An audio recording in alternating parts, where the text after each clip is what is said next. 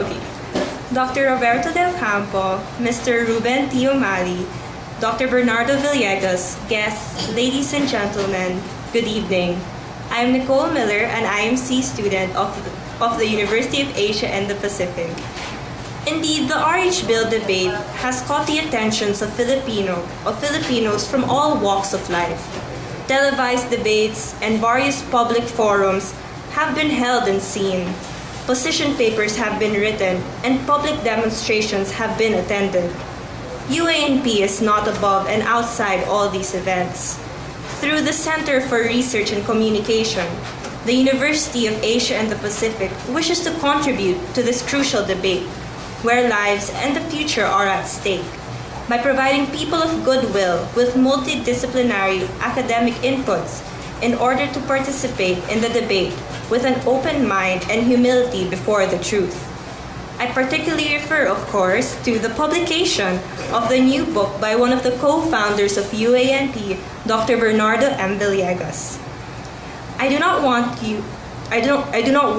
to give you undue suspense in this evening's event, so may I now call on UANP's Vice President for Development, Mr. Ruben T. O'Malley, to give us his welcome remarks.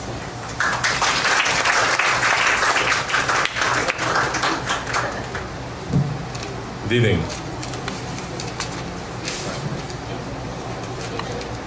Let me start the opening remarks. This was not a draft given by Dr. Mariano. This was talking points were given to me by Beth Ramirez. Anyway, let me quote from the book that's so familiar with me when I was in college, from Paul Samuelson. I think it's the only economics book that I know. In 1967, he was quoted by Newsweek when he said, "The problem is no longer that with every pair of hands that comes into the world, there comes a hungry stomach. Rather, it is that attached to those hands are sharp elbows." Since CRC started its book consignment project last year, people have been approaching us, inquiring why we have not released any book by Dr. Bernie Villegas.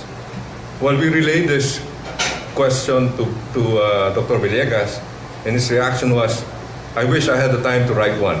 Okay. Well, taking that response as a cue, Dr. Beth Ramirez started to gather the past articles and papers written by Dr. Villegas on the subject of population. And voila, we have a book here. We have this evening, we are here this evening to launch a consolidated product of many years of research on economics and population.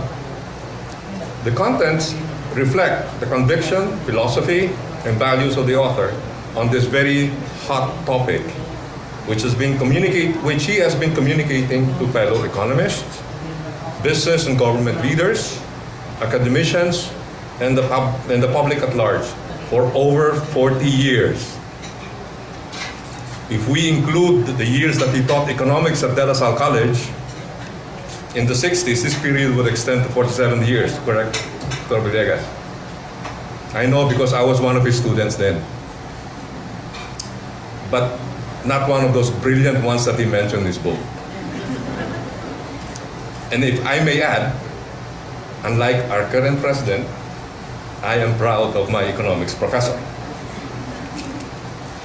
The subject, and invariably the concern for population, emerging in various contexts as the possible cause of widespread poverty, arguments among pro-life versus pro-choice advocates, and questions regarding separation of church and state continues to be contentious and divisive, not only here but globally. In our country, it has caused frictions among friends, families and family members, and communities from all sectors of society.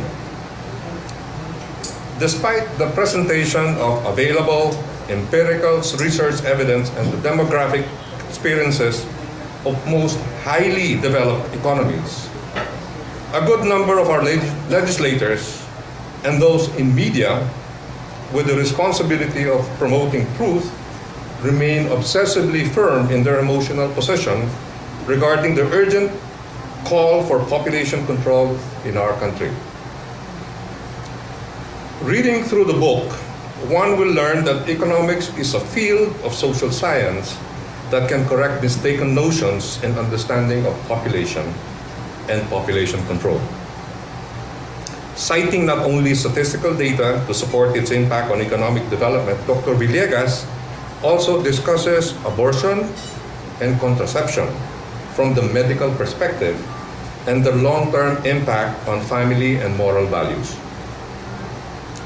The Center for Research and Communication, or CRC, and UANP, as part of our contribution and commitment to impart to the biggest number of audiences and interested readers the importance of family and the issues that it confronts, are proud to honor and honored to offer you the book Positive Dimensions of Population Growth by Dr. Bernardo Malvar Villegas. Thank you very much.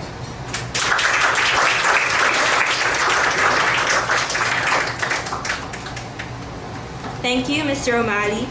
Our next speaker, who is our special guest this evening, is one of the most highly respected authorities in the field of global finance and economic development. He was Secretary of Finance during the presidency of Fidel V. Ramos and was widely recognized as the principal architect of the resurgence of the Philippine economy in the 1990s. In 1995, he was named Finance Minister of the Year by Euro Money magazine, the first Filipino and first ASEAN finance minister to be so recognized.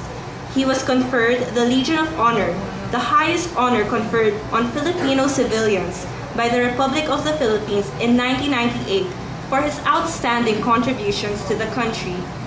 He has also been a board member and several times chairman of various private companies, including the Centennial Group based in Washington, D.C., Alaska Milk Corporation, ABS-CBN, Philippine Airlines, Meralco, Globe Telecom, Metrobank, Robinson's Land Corporation, among others.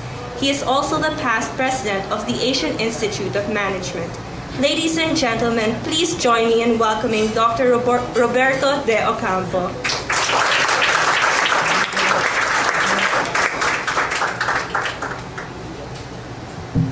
Thank you very much for such a rousing introduction and exposition of my life and times. My friends, for me to say that it is a distinct honor to be asked to be the special guest and deliverer of a message during this book launching would be an understatement. Because I'm doing it on behalf of a person whose extent of work, influence, and drive towards an honest analysis of the world around us does not require me to add too much more of my own accolades to what is already known. To some extent, it would be redundant to the point of being unnecessary. For a person like Dr. Villegas, is not the type of person that would maneuver himself into a position of influence in order to be able to use such a position as a bully pulpit to appear authoritative, no matter how ridiculous his pronouncements may be. Unfortunately, in this society and many others, there are those that delight in preening and presenting themselves along those lines and thinking that the public out there is totally fooled. What I have observed from Dr. Villegas, and I've known him since the days of my younger youth, is that what drives him is the search, analysis, and exposition of the truth. Accolades, recognition, And in